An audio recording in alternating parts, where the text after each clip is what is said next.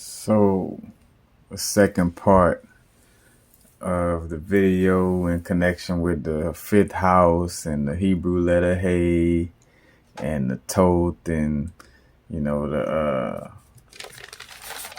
man, it's so tough to say where the CynocePhalus, the whole dog-headed being and drawing those connections.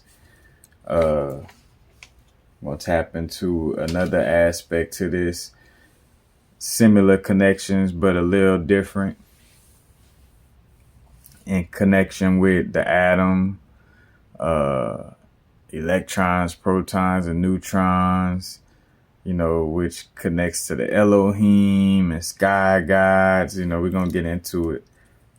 But before even dipping into it, just always remembering, again, none of this is to make any deity, gods, or goddesses all good or all bad.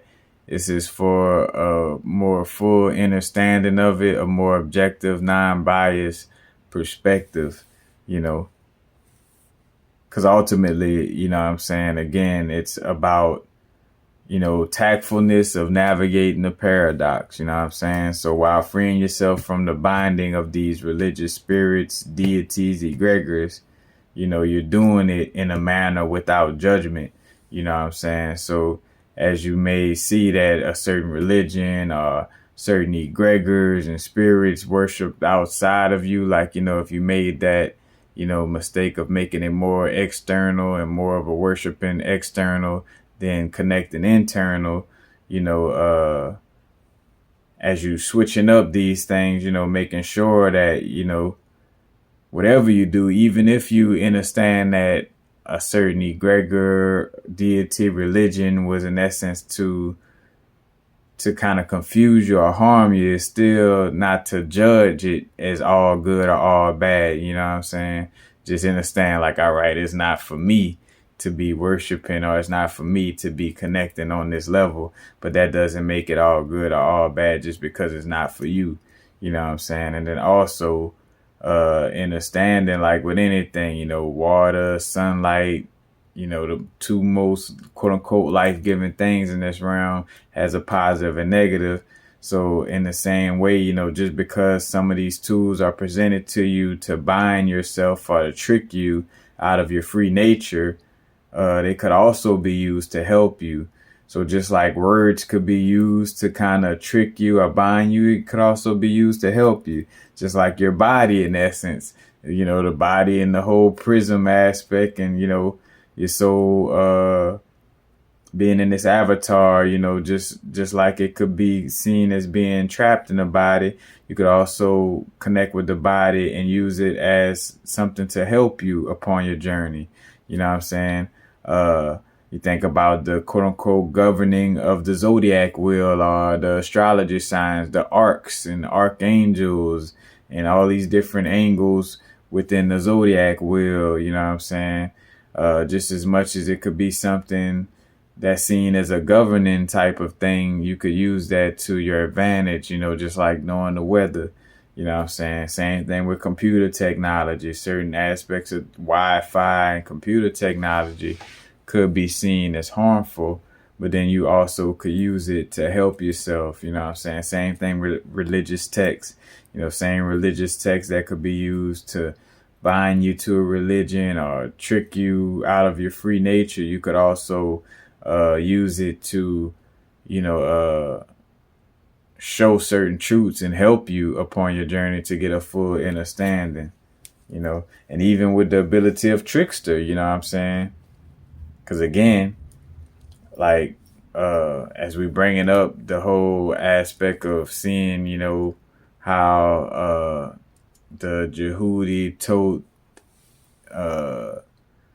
Anubis, again, the Hermanubis energy and the whole trickster energy, even though we point that out, the ability to be a trickster, aka, so say, for instance, the ability to be a trickster could also be used to help you, you know what I'm saying? Because in essence, a lot of us in a benevolent way is using the trickster energy, presenting ourselves with the peaceful energy, the harmony energy, the peaceful harmony, everything is integrated, everything is whole vibration. But in essence, we're still opposing something in a warlike fashion, and in the sense of, by standing on truth, we're, in essence, like combating against something. So although we may present ourselves in this, more peaceful manner, we still, in essence, tapping into the trickster energy, by like, hey, I'm about this harmony. I'm about, not to say this harmony, I'm about harmony. I'm about, integrity, but then at the same time, it's like, in this almost debating like fashion or warlike fashion to stand up for the truth, So, again, it's tactfulness of navigating the paradox, ultimately,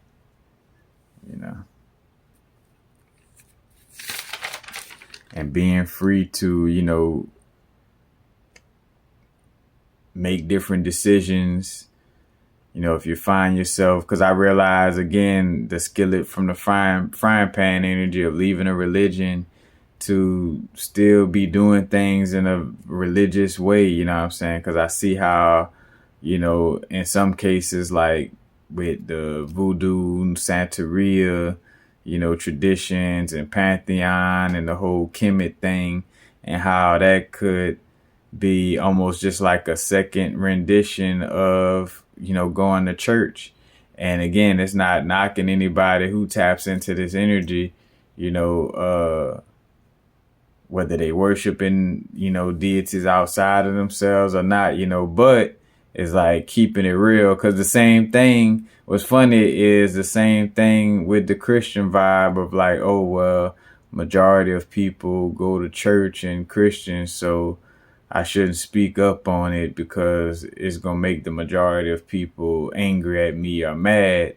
But it's like, if you done found some truth and looking at the whole perspective and not being religious, then, share that truth, stand on it. If it aligns to be truthful for you, like if you really genuinely, see the truth and, the whole message outside of a religion, But the same thing, like with the whole voodoo and Santeria thing, I realized, like, all right, that's just like, in essence, another way. It's almost like black Christianity, and the deities are like Jesus, where people like, hey, you can't bring up nothing against this deity or that deity. You know what I'm saying? Are you going to hell? Not in the same exact words, but it's almost like the same energy. And because the majority of melanated people or quote unquote black people real into Kemet or voodoo or Santeria, mainly, you shouldn't talk about that, you know what I'm saying? Because you're going to make them upset. And it's like, the fact that if you feel like you shouldn't speak on the truth because of that, again, that's almost like the same lockdown as Christianity, you know what I'm saying? So again, just being aware of that, again, these different deities are based on archetypes that exist within us. But, like I done expressed in other videos, like once you start to naming something, in so many ways, it's almost like a egregor more than just the raw spirit, of connection in essence. Like a lot of these things were created in a fallen space, like where we was falling from grace. So if we getting back up, you know what I'm saying, and standing back up, then, it's to more so internalize these things more than externalize, but, to each his own. So connecting the elements, and I'm of course be showing some notes. We're just going to keep it on this screen for right now with the atoms. Now, speaking of, just to give a little preface, we're going to walk through this little part. By law of correspondence, again, as above, so below, as within, so without. You know what I'm saying? Got the 7 universal laws. One of them being the law of correspondence, which I use a lot in my videos because, again, it's one of the best ways for you to teach and learn for yourself. You know what I'm saying? Because ultimately, most of the things I share, if you really, really listening and really, really peep game, you could actually use this to learn for yourself instead of having to come back to the videos all the time. I appreciate y'all, you know what I'm saying, tapping in with me and connecting on the lives, and you know what I'm saying, appreciate the energy exchange. But most definitely, I love for what I do to be effective at truly, genuinely helping you to not depend on me for everything, you know what I'm saying? Like a preacher or, some type of energy like that, Get the screen back up. So again, by the law of correspondence, what I'm about to share can be considered fact and not theory. Now again, unless scientists, spiritualists, metaphysicists, conscious community, subconscious community, occult, esoteric student, and teachers have all decided that the 7 universal laws are all of a sudden untrue, then I guess using the law of correspondence doesn't work. But because it do, and because, this disagreement, should I say, since there is no, again, the scientists, all these people still align with the law of correspondence and, these universal laws, then, this should resonate and, stand as factual. I just like to, express things, fully. It kind of lays the foundation, But so according to the law of correspondence, we could observe the atom to be just like a whirl, just like Earth in so many ways. And again, this is, of course, considering that microscopes and scientific tools and science experiments are accurate, of course, But protons and neutrons would be at the center or nucleus of the world. So the protons and neutrons at the center of the world. From afar, we could see, in the nucleus, neutrons, protons, and then on the outskirts is the electrons and the electron shells. So, again, the protons, neutrons would be at the center or the nucleus of the world, and electrons will be on the outskirts, outside of the nucleus. And when you look at the word electron, the first part of it is El, which again, we're going to connect to the Elohim, and how that in so many ways connects to, God from the masculine aspect, from the air, sky, energy aspect. Again, electrons would be on the outskirts, outside of the nucleus. So again, the atom as a whirl. You see the protons and neutrons is that the part of the nucleus that, sticks close. So that's like the water and earth, you know what I'm saying? Because water and earth is kind of like the more heavy materials, because a proton is considered more heavier than electron, as an electron could move in wave form, and individual, you know what I'm saying? And we'll get into that, with double slit experiment. But in the science or anatomy of an atom, electrons can move / travel from one atom or from one world to another. So you got that aspect where, electrons, could move from one world to another or from one atom to another,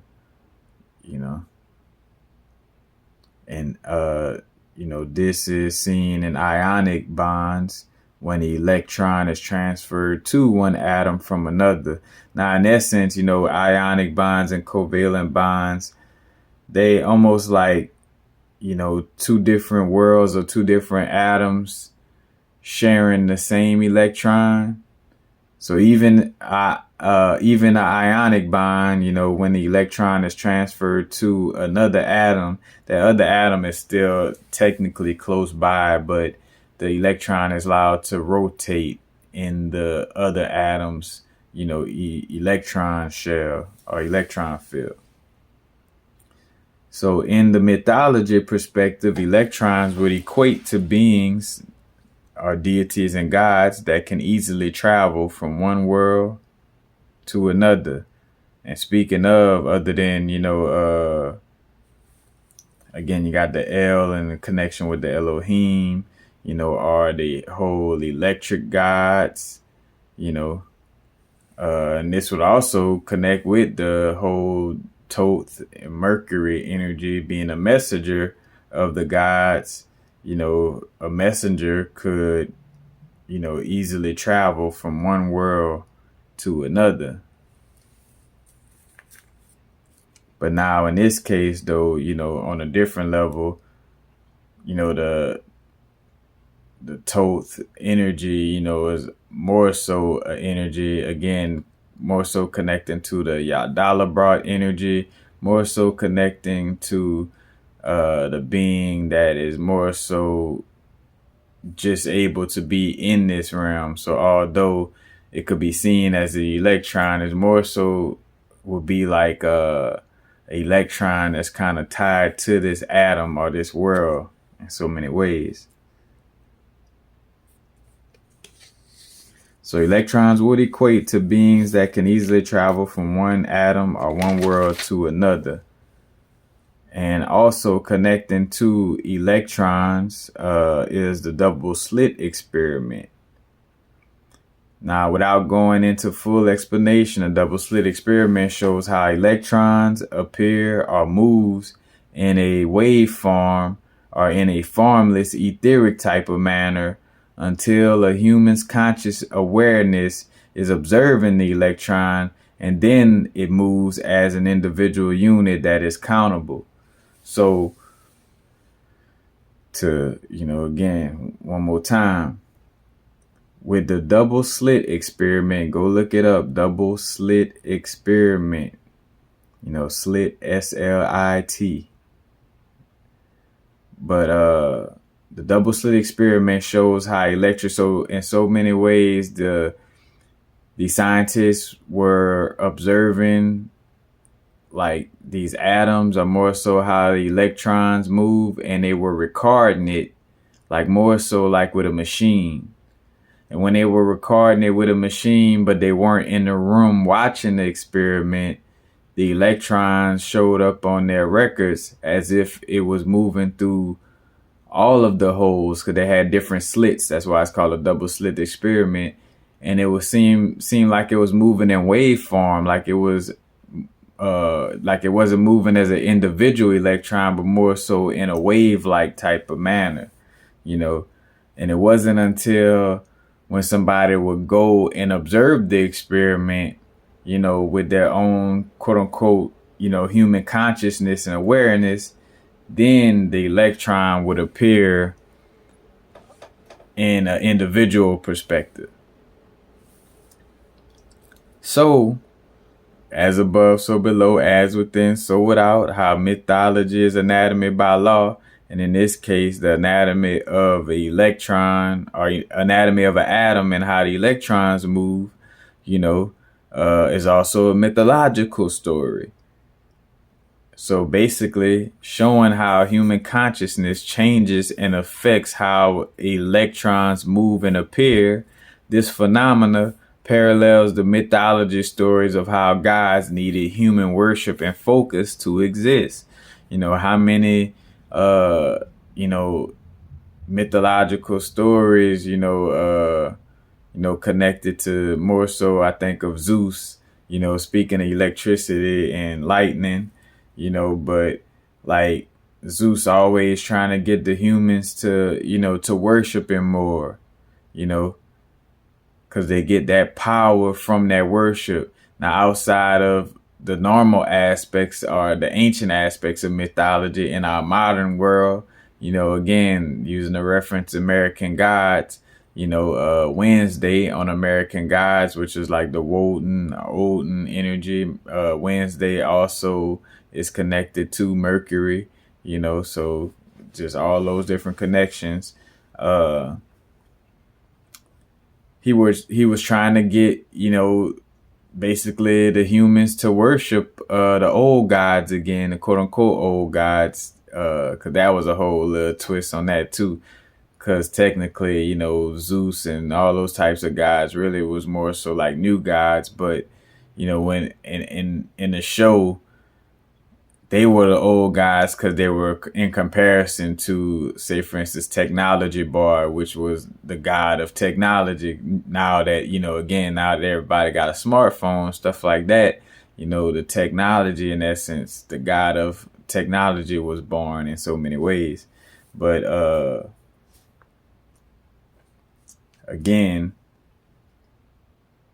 the certain gods only getting power and staying alive, and hence when you talk about the etymology of cultivation and cults, or should I say cults first, a lot of you had the cult of Zeus, the cult of this god, the cult of Thoth, or the cult of Anubis.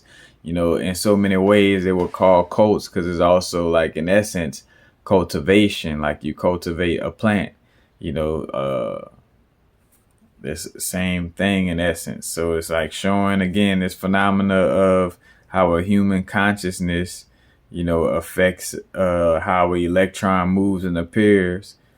It's the same connection. It's mythological stories of how gods need a human worship and focus to exist. Now, another science aspect, not getting deep into it again, do your research, but just, touching on it enough for the awareness of what I'm speaking on. You have radioactive decay, which causes protons and neutrons to leave the nucleus and electrons to localize in the nucleus. So in so many ways, it allows for an electron to actually become a part of the nucleus, but it does have to transform. Now, electron capture allows for electrons to localize in the nucleus. Now, too many protons in the nucleus provokes an electron capture to activate. So when there's too many protons in the nucleus, the electron capture, this provokes the electron capture to activate.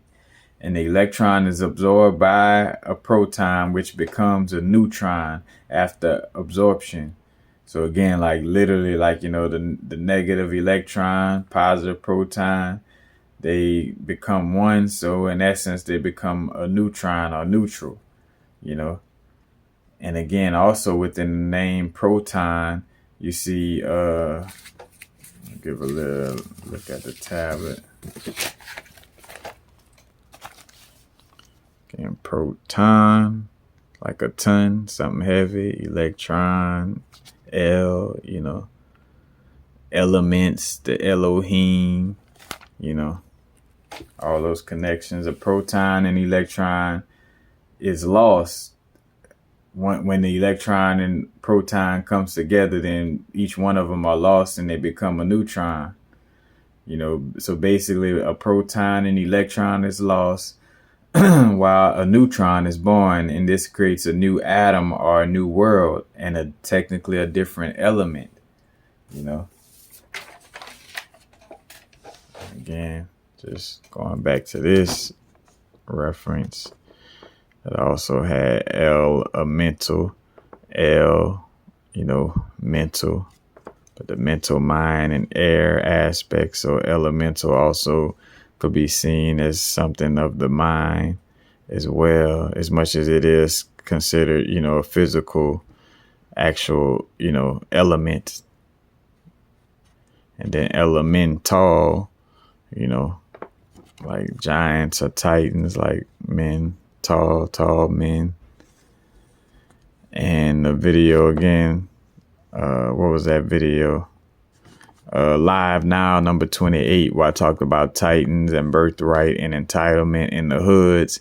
And I brought up like how Godzilla, when we talk about elementals, and the elementals on a more massive scale, when you talk about like hurricanes, tornadoes, or, massive thunderstorms, volcano eruptions, they were showing how in Godzilla, like the different like monsters he was fighting, in essence, was literally like, massive weather conditions. You had one bird that was basically, in essence, like from the volcano.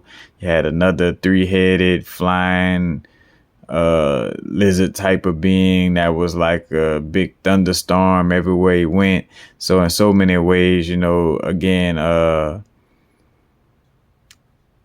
you think of like massive weather conditions, you could also see it as like, like an elemental consciousness, and hence the whole ancestors, like dancing, like rain dancing and doing certain things to summon, different weather conditions, but also seeing it as like this, big consciousness, and not just just a hurricane, but the hurricane is almost like a consciousness, what I'm saying, within itself. Somewhat in connection when you think of like the analogy of how, especially again for the hurricanes that would hit, in the Louisiana area, and how it's, when you look at it, it seems like they come off the coast of Africa and hitting the parts where, people were enslaved at in America. Now, that's a whole different subject because everybody's not necessarily from Africa, because that's a whole nother little situation where, most of us also have ancestry just here in this land, what we call America. There were melanated people here, what I'm saying? When you look at, you find some real ancient pictures, ancient pictures and references to the people of this land. They were really dark skinned, so everybody, it's not like, oh, we all just come from Africa. It's not knocking Africa, and not to say that some of us don't have ancestry there, but that's a whole other thing. But again, you see how the elements, connect to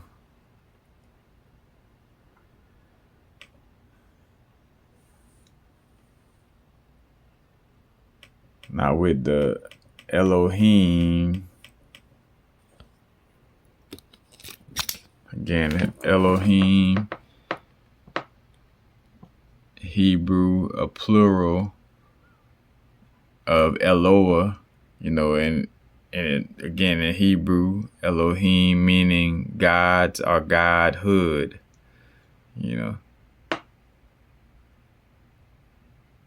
And then it's also, what's interesting, again, it shows Elohim also standing for the word divinity. And again, in the Live Now video, Live Now 31 that I just did, I got into the whole breakdown of the word divinity. As a matter of fact, I got some of that right here. But just, again, like a god, goddess, or deity that declares a separation from oneness or wholeness with its name or quote unquote word, because a word becomes a world and a world of its own in essence, and depending on if it's staying in the balance of connecting to the whole universe, or it's like, oh no, I'm a world of, by myself and I'm not connected to nothing else, but again, with that separation from oneness with its name, it creates a unique individual experience. And the DIV in most words, connects to division, but then it shows that division, of gods and goddesses and deities becoming gods, goddesses, and deities, from that division, you also get the word divine, pertaining to a god, and also the whole divine and connected to astrology, and why, again, like the gods are connected to constellations as well. And then you see this word, this prefix, or should I say suffix, dias, is to shine, and its derivatives is from sky, heaven, or God, but almost like representing like sky god. And again, you got this. Got Asmodeus in connection with Solomon. His name Ashmedai in the Talmud. But Dias similar to Theos, which is God. And no coincidence, Theos close to Leos, and the whole Leo energy, the lion and the lion-headed serpent of Yadala brought and all that, that's all connected. And Dias, God of heaven,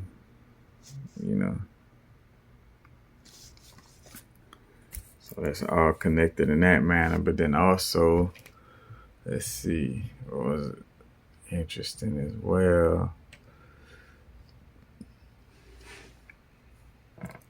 Now in Raelism, it's new religious movement and UFO religion, but basically they claim that the Hebrew word Elohim from the book of Genesis actually means those who came from the sky, and you think of like the whole Anunnaki thing and the Elohim and Anu, what I'm saying? Like I brought up again, Anu, the beginning of Anubis, and Anu connected to, sky gods. And then the Gnostic scriptures, Elohim, well, they said that Elohim was another name for Abel, but whose parents are Eve and Yadala brought. So just that connection again, it's like it's showing up in some way, form, or fashion, the whole Yadala brought connection. Let's see. But in most cases, though, Elohim tend to have like more of the masculine connotation of God, and not so much the feminine. And again, hence why so much of these scriptures in these times focus more so on a masculine perspective of God, as if the woman, couldn't exist as God or something like that. Let's see, I see something.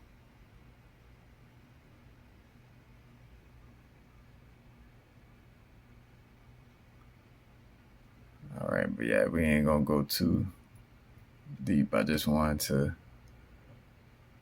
connect. I thought I was gonna find something else as I was going through this, but to keep this precise, just again.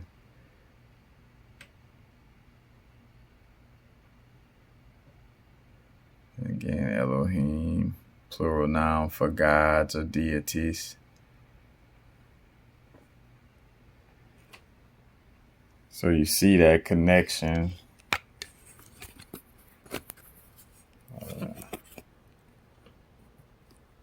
With again with the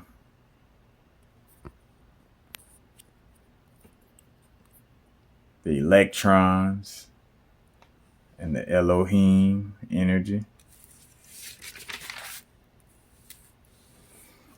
And this also shows like how noble, so like the noble gases, on the periodic table, or noble elements, could be seen as, let's see, so we could name them. And I may have my notes right here with me too. Let's see. I think I did a video on this as well. But the noble gases, could be seen as like a noble world, because noble gases doesn't allow any new electrons. Let me move that. Noble gases don't allow any new electrons or in or out of the element or atom, because basically all the noble gases never mix. You never see like a compound, a covalent bond or ionic bond. You'll never see that with the noble gases. As a matter of fact, there go my little notes. Helium, neon, argon, krypton, and xenon. They don't form compounds or different reactions. So,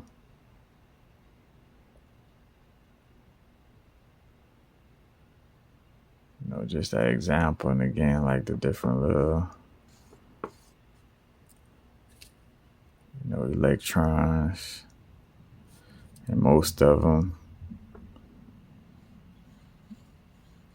connect with the energy of 9 as well, which was pretty interesting. But yeah, you're not gonna see no helium oxide or no neon oxide, or you know what I'm saying, like they don't they're considered noble gases. So they maintain their own little energy. They don't really connect with the other elements like that. So again, it's almost like their own world.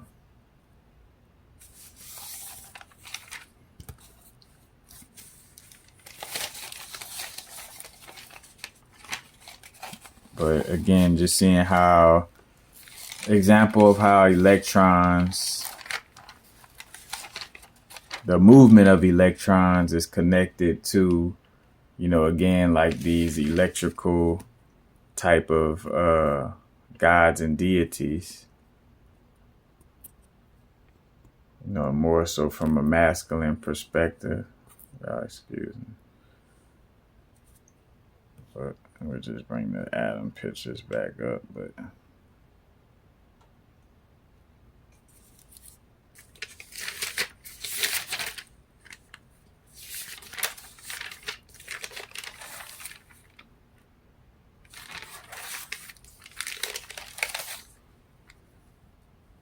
that's simply it, because again, I have these other videos. I'm not going to re-explain something that I explained pretty well in other videos unless it needs to be brought up fully. But again, you have the references. I referenced the videos in this video and in the first part of this video, so you know where to go.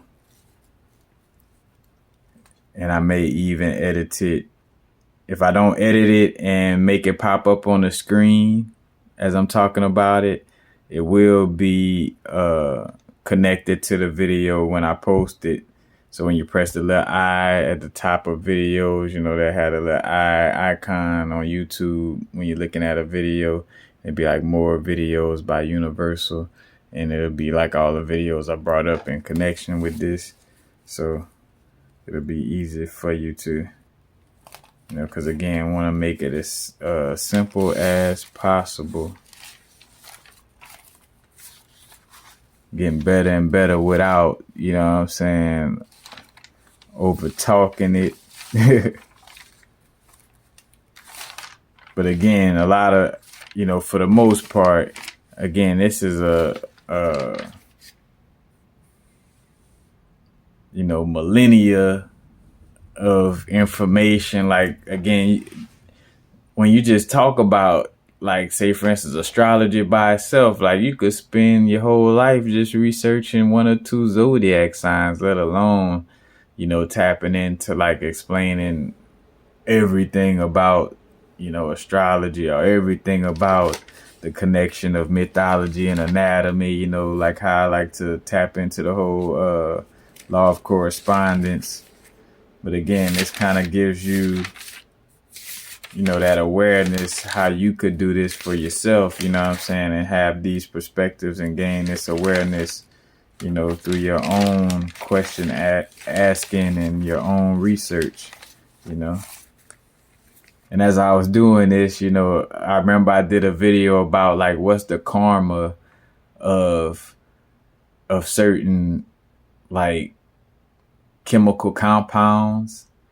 So like, like certain elements that's found together in a lot of different, crystals or just a lot of different chemicals.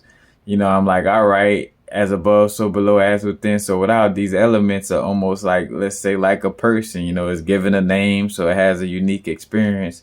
So it's like, why they have to have their unique experience alongside this other element most of the time, like silica oxide, or silica dioxide in so many ways, you know what I'm saying, which to some cases simply quartz. It's like, why silica, mostly stick together with oxide? Like, what's their karmic disposition? Like, why does, why do they have to be together a lot in this lifetime? You know what I'm saying? But like questions like that are like, what is hydrogen's ancestor? Like, what's the ancestor to hydrogen? You know what I'm saying?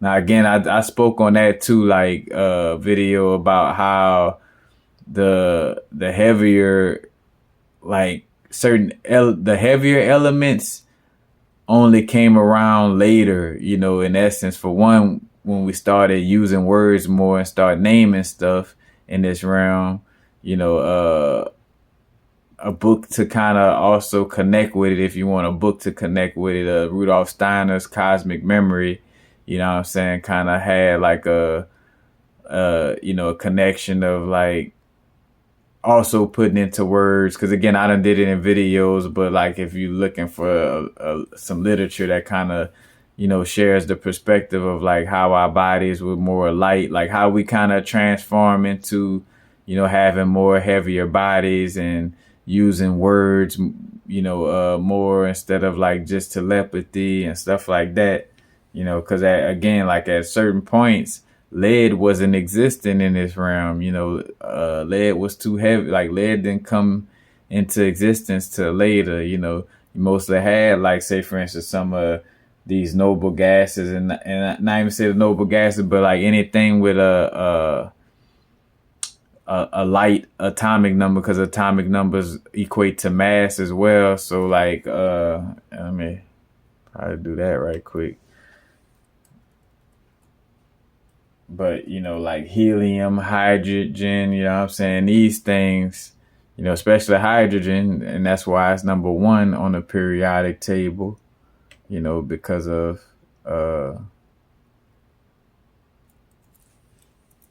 let's see if I can bring this up fully.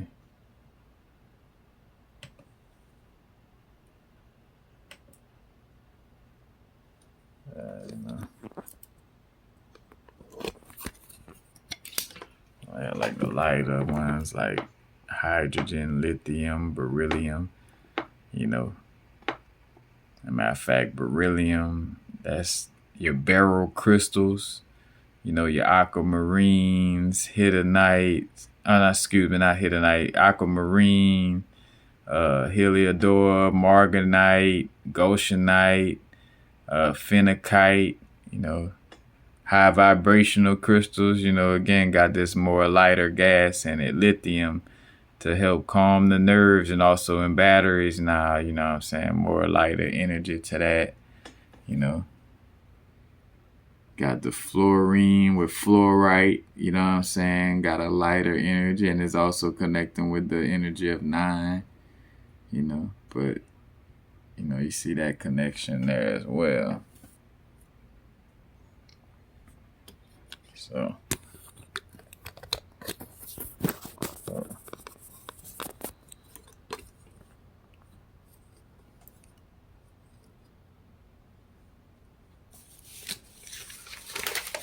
but again, full circle, connecting again the elements to the atoms being like whirls, and the electrons connected to the Elohim, or more electric, masculine type of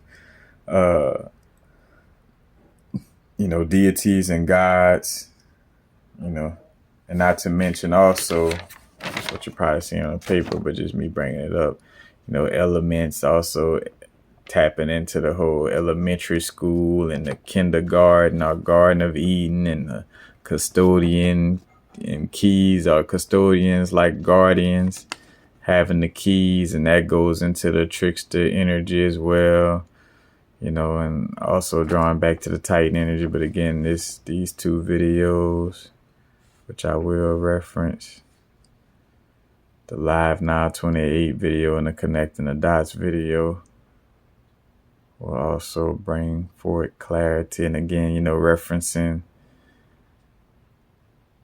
any of the things that I mentioned and researching, doing your own research, of course. And one thing I want to leave with, you know, again, solutions. So what does this all, you know, what does this all do for me? What is this all for? Why do, you know, like, why does it help? For one, it gets, you know, again, it just helps for you to be more specific about, you know, what's going on within your inner world and outer world, you know. So awareness or observation without judgment, you know, that's one of the solutions, you know, in the sense of, you know, you're able to kind of see, you know, how everything plays its part and how nothing is all good or all bad in that essence of it, you know.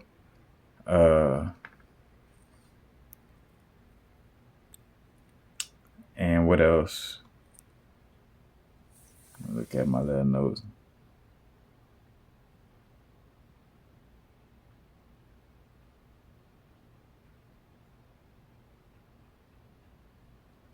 And also understanding, you know, so a solution to also understand more so back to the whole trickster vibe, that nothing can stop you from getting out of this trickery, ambiguous, or confusion. You know what I'm saying? It could only try. As I was saying, nothing can stop you from getting out of the trickery, ambiguous, or confusion, or confusing energy. You know, it can only try to, you know, again, threaten or fearmonger you. And again, this is only if you allow it. You know, your inner work is what prevents things from, you know, feeling like you gotta oblige to it. You know what I'm saying? You're only feeling like you gotta oblige to certain things because you don't feel worthy, or you feel like you can't take care of yourself. So you gotta allow for this external thing to take advantage of you, or, you know, you gotta go along with the trickery because, you know, you don't feel strong enough to make something happen for yourself, you know. And again, don't, you know, always trust that you could, you know, come out of anything, you know what I'm saying? Because again, you know, you're creating things with your mind, with your own levels of confidence, you know what I'm saying? So, you know, stay optimistic, stay confident, do things to help work on those energies, you know what I'm saying? So you could be able to have that clarity. Again, a solar plexus energy, you know, if you got to wear yellow all the time, work with yellow crystals, you know, do exercises that, you know, yoga exercises that help the solar plexus. But again, these are all, you know, solutions as far as for the clarity and making sure you're confident in your decision making to not, you know, fall into a codependent situation due to, you know, again, giving into some type of trickery, confusion, things of this nature. Now, a disclaimer that comes along with these solutions is when you truly understand this, like, again, like the whole Jehudi, Hermes, Hermes, Anubis, and just learning in general that most of these guys that are very popularly worshipped are not necessarily best for you to be worshiping outside yourself.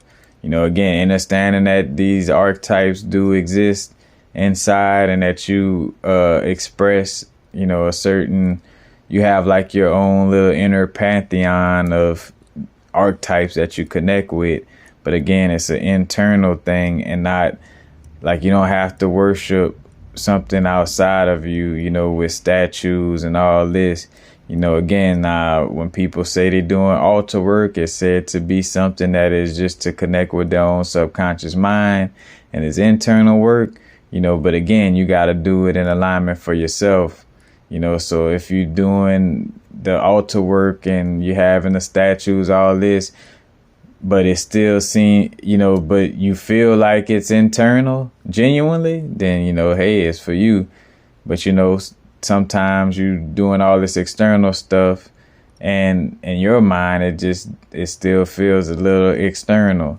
So don't do it that way if you don't feel, like you're not tapping in internally, But again, when you truly understand this, it gets a little lonely at first because of most of the people in this realm are under the spell of these deities, either consciously and deliberately or subconsciously. You know what I'm saying? So you do have to be aware that when you step into certain levels of awareness, certain people, ain't gonna want to be your friend no more. It ain't popular to, have this awareness in essence, But also, as far as solutions concerned, focus more on your spiritual practices that help increase and maintain the yin and yang balance within your whole body. Tapping in with the breathing techniques and with, pranayama breathing is very key. Again, doing things that promote healthy memory, doing things that promote healthy movement of chi energy in your body, having a healthy, holistic view of things without judging, you know what I'm saying? And also it's best to pay attention. It's best to pay attention to things that are more solution oriented than problems, because again, if it points out, if something is always pointing out problems, it should also point out solutions. So as much as, again, paying attention to what kind of content we consuming, making sure that we're paying attention to solutions and practically applying solutions more than we're giving focus to what's the quote unquote problem, And we all done been there with the whole, they doing this, the chemtrails, this and that and the third, but it's like, all right, what's the solutions? And I brought up this for me, why the Hindu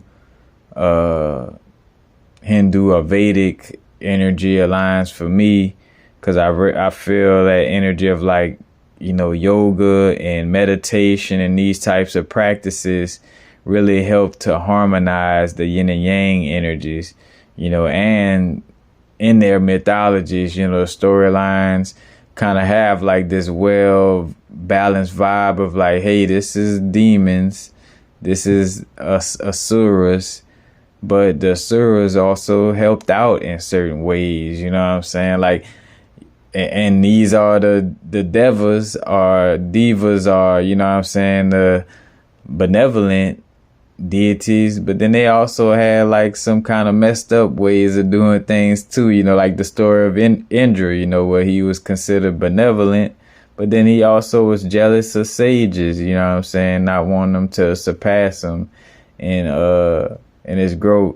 But again, it has a little well balanced, awareness that I like, in the practices and in the mythological stories, but just bringing it simply, yoga is one of the best ways to remove yourself from karmic debts. That's another reason why, I realized with breathing techniques of pranayama breathing and meditating, and then when I also added yoga, especially doing the child's pose and stretching out that the psoas muscle, again, psoas, PSOAS, the psoas muscle. Not sore ass muscle, but again, these things could help to, remove yourself from very deep or entrenched cellular karmic debts, you know what I'm saying? And also help for you to, again, that would also help for you to pull yourself out of the karmic reincarnation recycling energy, you know what I'm saying? And what also, just help as well, is just genuinely sharing gems from the genuine generosity of your heart, you know what I'm saying? Because again, most of us, don't get paid by the video, you know what I'm saying, who share these types of things. Although, again, you could have your lectures and your classes where, you got to make sure there's some form of energy exchange.